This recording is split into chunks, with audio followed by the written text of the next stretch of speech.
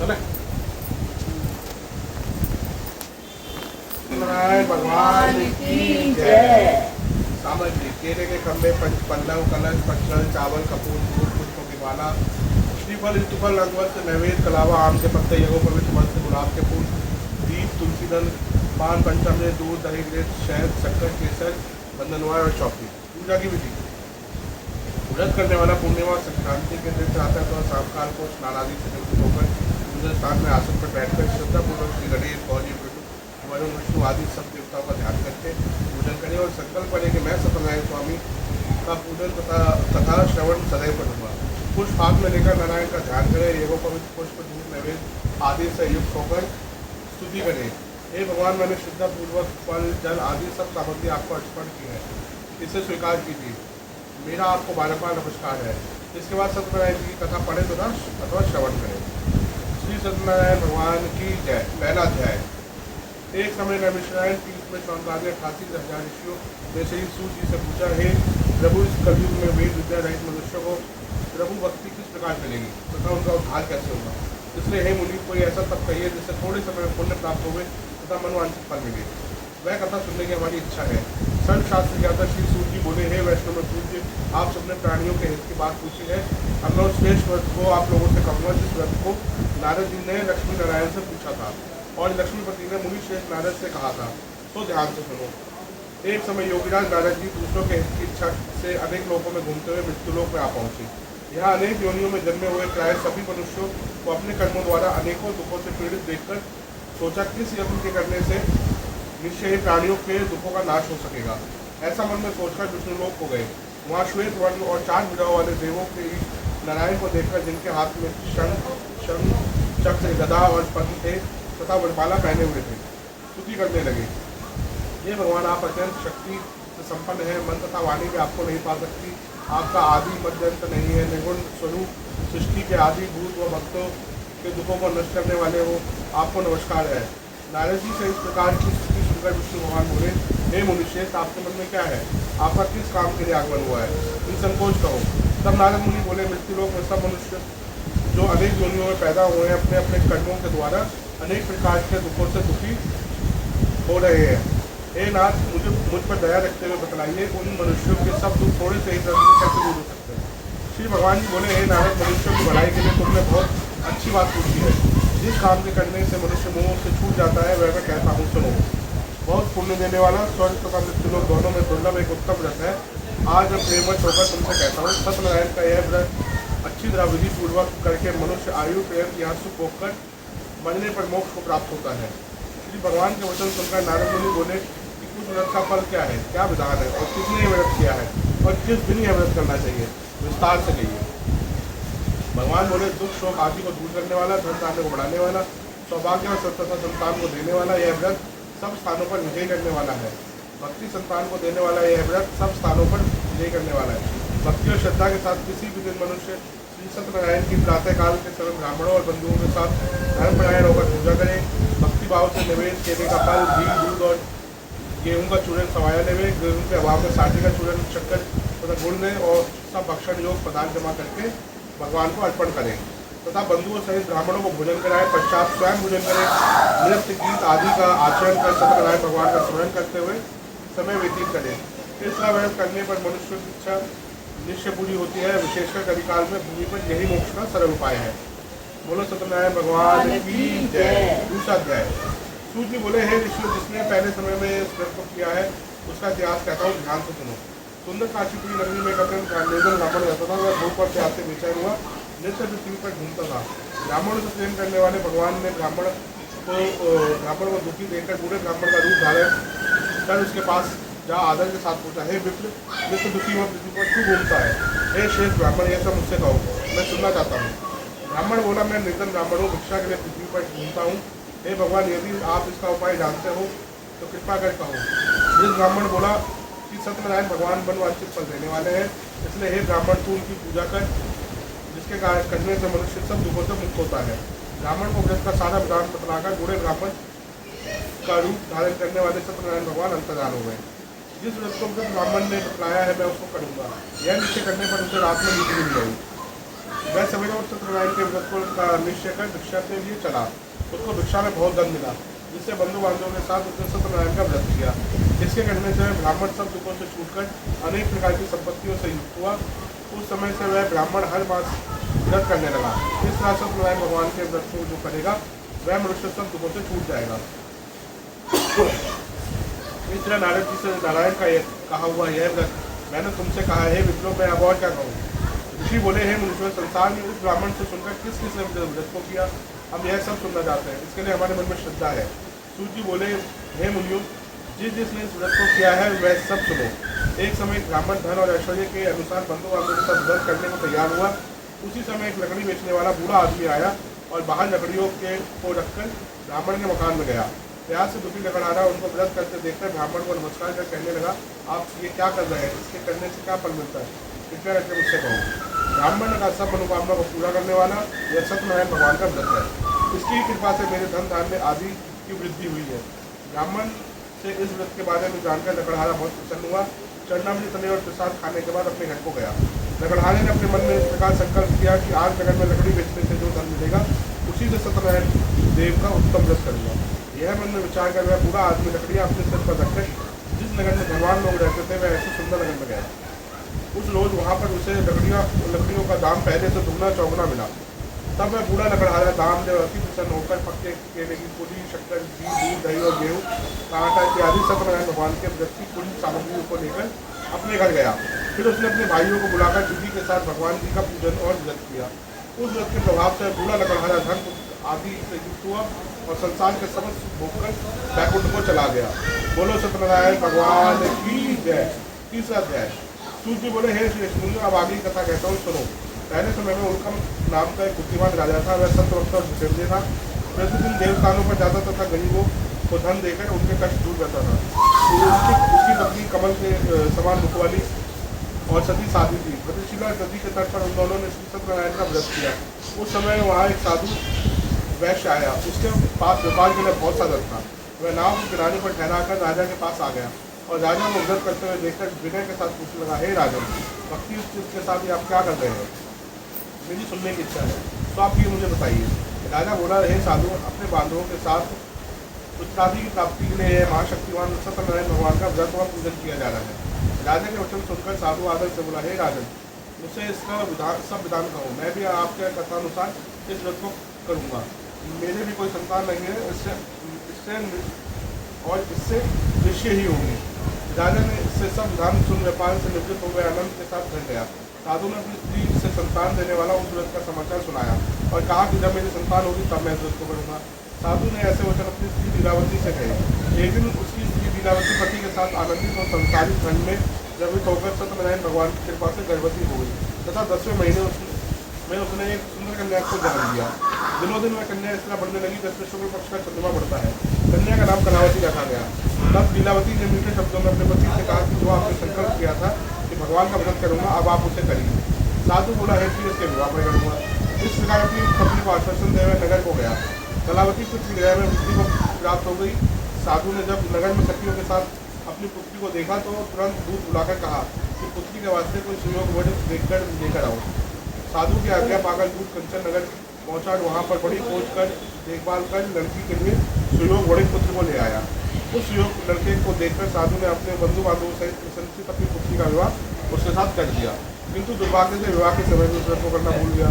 तब श्री भगवान क्रोधित हो गए और श्राप दिया कि तुम्हें दारुण दुख प्राप्त होगा। अपने कार्य में कुशल साधु बनिए जमाता सहित समुद्र के समीप स्थित रत्नकुंड नगर में गया और वह वहाँ दोनों ससुर जमाई चंद्रकेतु राजा के उस नगर में व्यापार करने लगे। एक रोज भगवान सत्यनारायण की माया से प्रेरित कोई चोर राजा का धन चुराकर भागा जा रहा था, किंतु राजा के दूतों को आता देखकर चोर ने घबराकर भागते हुए राजा के धन को वहीं चुपचाप रख दिया जहाँ वो ससुर जमाई ठहरे हुए थे। जब दूतों ने उस साधु वैष्णव के पास राजा के धन को रखा देखा तो वह दोनों को बांधकर ले गया और प्रसन्नता से दौड़ते हुए राजा के समीप जाकर बोला कि ये दो चोर हम पकड़ कर लाए हैं, कृपया आज्ञा दें। तब राजा की आज्ञा से उन्हें कठोर कारावास में डाल दिया और उनका सब धन छीन दिया। सत्यनारायण भगवान के श्राप द्वारा उनकी पत्नी भी घर पर बहुत दुखी हुई और घर पर जो धन रखा था चोर चुरा कर ले गए। शारीरिक व मानसिक पीड़ा तथा भूख प्यास से अति दुखित हो अन्न की चिंता में कलावती ब्राह्मण के घर गई। वहाँ उसने सत्यनारायण भगवान का व्रत होते देखा। फिर कथा सुनी तथा प्रसाद ग्रहण कर रात को घर आई। माता ने कलावती से कहा, हे पुत्री, अब तक कहाँ रही हुआ, तेरे मन में क्या है? कलावती बोली, हे माता, एक ब्राह्मण के घर श्री सत्यनारायण भगवान का व्रत देखा। कन्या के वचन सुनकर लीलावती भगवान के पूजन की तैयारी कर लगी। लीलावती ने परिवार और बंधुओं सहित श्री सत्यनारायण भगवान का पूजन किया और वर मांगा कि मेरे पति और दामाद शीघ्र आए। साथ ही प्रार्थना की कि हम सबका अपराध क्षमा करें। सत्यनारायण भगवान इस व्रत से संतुष्ट हो गए। राजा चंद्र ने तो स्वप्न दर्शन देकर कहा, हे राजन, दोनों वैष्णव को प्रातः ही छोड़ दो और उनका सब धन जो तुमने ग्रहण किया है वो दे दो, नहीं तो मैं तेरा धन राजपुत्र आदि सब नष्ट कर दूंगा। राजा से ऐसे वचन कहकर भगवान अंतर्धान हो गए। प्रातःकाल राजा चंद्रकेतु ने सभा में अपना स्वप्न सुनाया। फिर दोनों बड़े पुत्रों को कैद से मुक्त कर सभा में बुलाया। दोनों ने आते ही राजा को नमस्कार किया। राजा मीठे वचनों से बोला, हे भानुभो, कालवश ऐसा कठिन सुख प्राप्त हुआ, अब तुम्हें कोई भय नहीं है। ऐसा कहकर राजा ने उनको नए नए वस्त्राभूषण पहनाए तथा उनका जितना धन दिया था उससे दुगना धन देकर आदर सहित विदा किया। दोनों वैश्य अपने घर को चल दिए। बोलो सत्यनारायण भगवान की जय। चौथा अध्याय।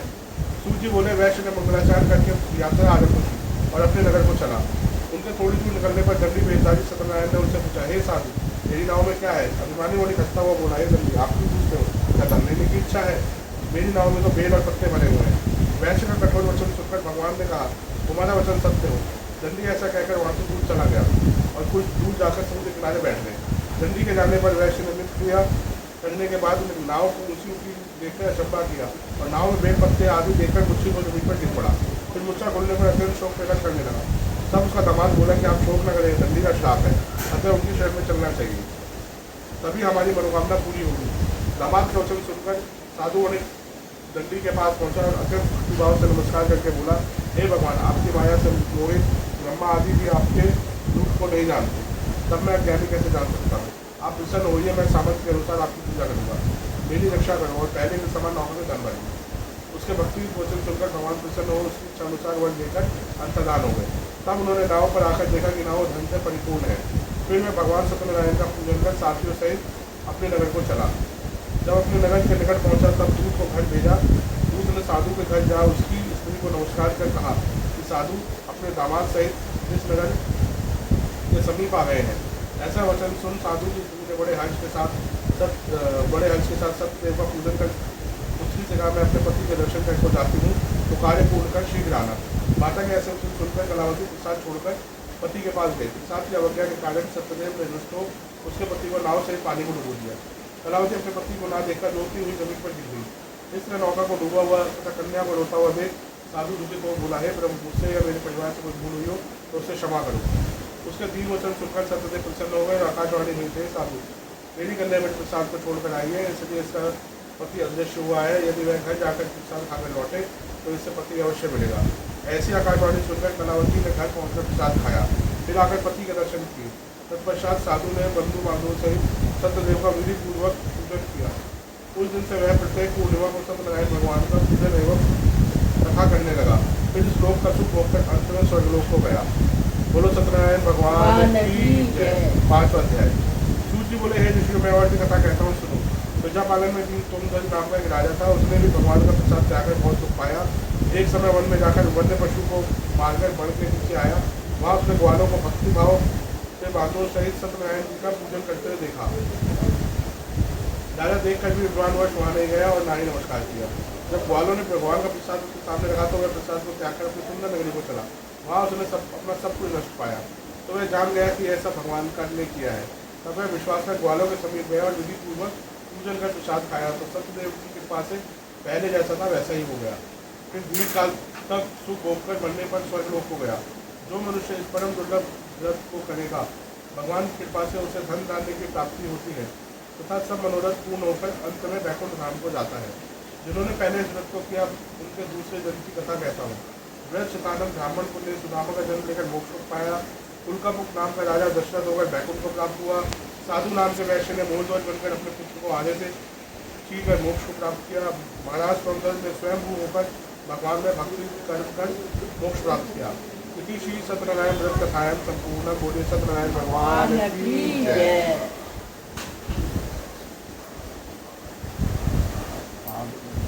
भगवान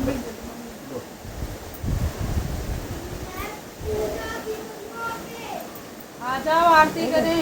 चमन दीदी आप आरती करा वो थोड़ो तो करो हमार कटोरा सब ले आओ।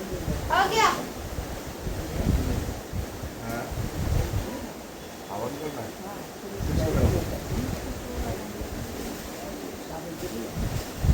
अरे छोटा छोटा यो सारी वीडियो बना ली लाइट दे लाइट कटोरा के बाद नीचे से भाई में करते लाल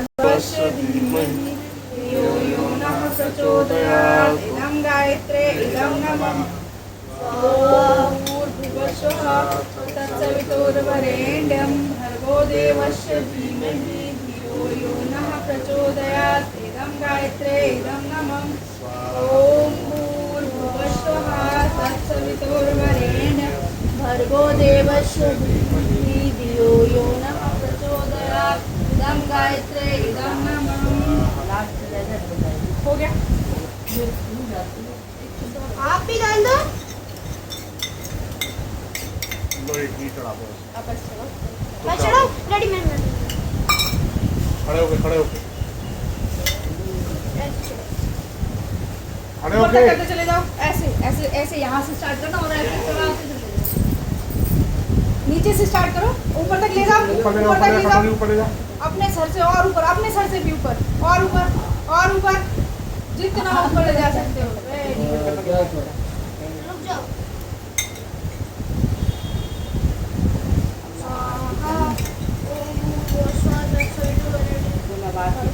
चलो स्वाद भी करेंगे मैं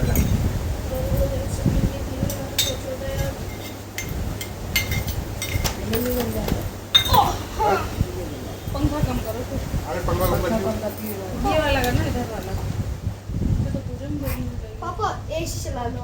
इधर को कर दो बस एसी चला लो। हाँ एसी चलने का टाइम है ना।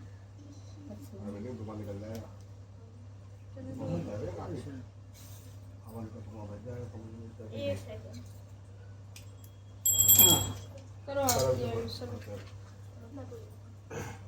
ऐसे कर जय लक्ष्मी रमणा स्वामी जय लक्ष्मी रमणा सत्यनारायण स्वामी सत्यनारायण स्वामी जनपातक हरणा ओम जय लक्ष्मी रमणा रतन जड़ित सिंहासन अद्भुत छवि राधे स्वामी अद्भुत छवि राधे नारद करत निराजन नारद करत निराजन घंटा धन्यवादे ओम जय लक्ष्मी रमणा प्रकट भये कलिकार द्विज को दरस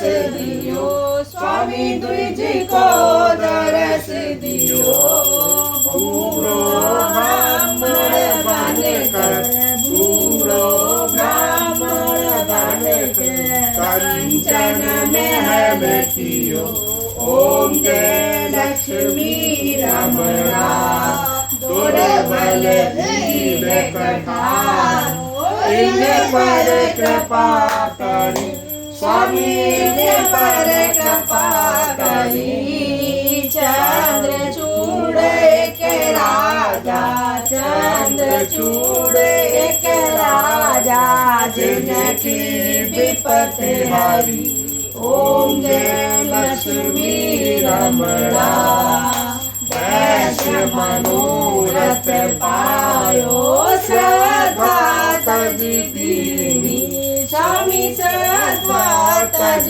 दीनी सो फल भोग्यो प्रभु जी सो फल भोग्यो प्रभु जी फिर स्तुति की ओम जय लक्ष्मी रमणा भक्ति के कारण छिन छिन रूप धरो स्वामी छिन छिन रूप धरो श्रद्धा धारण कीनी श्रद्धा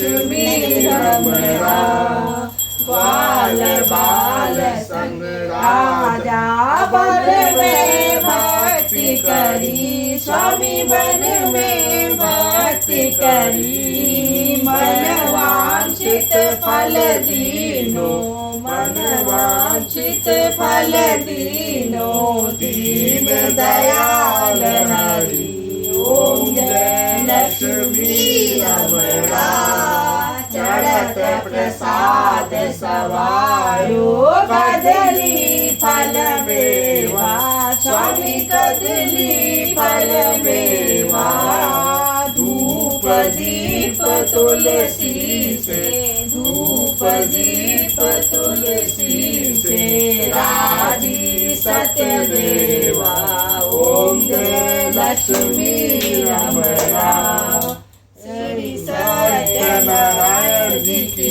आरत जो कोई नर गाता स्वामी प्रेम सहित गाता कहत शिवानंद स्वामी कहत हरि हर स्वामी मनवांछित फल पाता ओम जय लक्ष्मी रमणा बोलो सत्यनारायण की जय महादेव की जय आगे